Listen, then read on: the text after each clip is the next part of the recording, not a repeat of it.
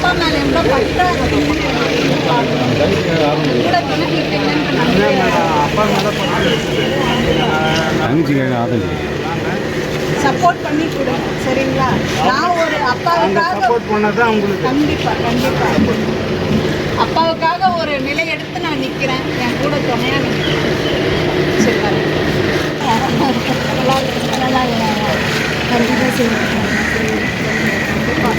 கண்டிப்பாக சொல்லுங்கள் எல்லாருக்கும் சொல்லுங்கள். கண்டிப்பாக அந்த பிள்ளைக்கு ஆதரிச்சு கொடுங்க.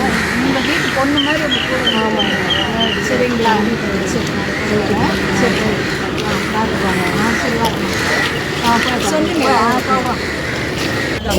சரிங்களா. மைக்கில் கண்டிப்பாக எல்லாருக்கும் சொல்லுங்க. எங்கள் ஏரியாவில் இதெல்லாம்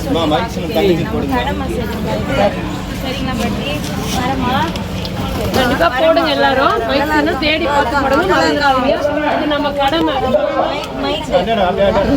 வெள்ள வைக்கணும். மற்ற யாருமே இப்படி வந்து கேட்க மாட்டாங்க. அவங்க எல்லாம் என்ன பண்ணுவாங்க, நைட்ல வந்து 100 1000 கொடுத்துட்டு ஓட்ட போட்டுரு அப்படின்ட்டு மிரட்டிட்டு போவாங்க.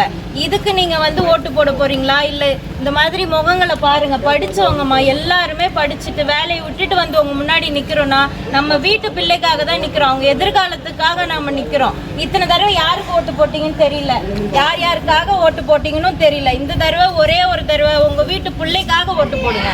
அப்படின்னா மைக் சின்னத்துல ஓட்டு போடுங்க. சரிங்களா? நன்றிம்மா. நன்றி. நான் மைக் சின்னம் குழந்தை மனசு வச்சுக்கோங்க. சரிங்கம்மா. நன்றி.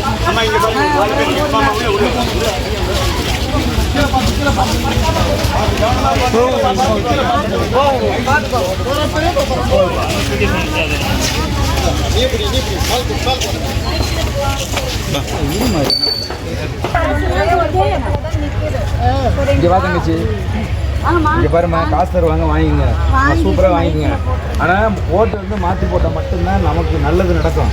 தங்கச்சி வந்து டாக்டரு, உங்கள் தொகுதியில் இந்த ஊருக்கார பொண்ணு, இந்த தடவை மைக் சின்னத்தில் உங்கள் எல்லாரையும் போட சொல்லுங்க. இவங்களுக்கெல்லாம் எடுத்து சொல்லுங்க. படித்த பொண்ணுமா, நீங்கள் படித்த பொண்ணு. மாற்றம் வேணும்னா பெண்கள் நினைச்சா தான் மாற்றம் கொண்டு வர முடியும். பெண்கள் நீங்கள் எல்லாம் ஓட்டு போட்டால் தான்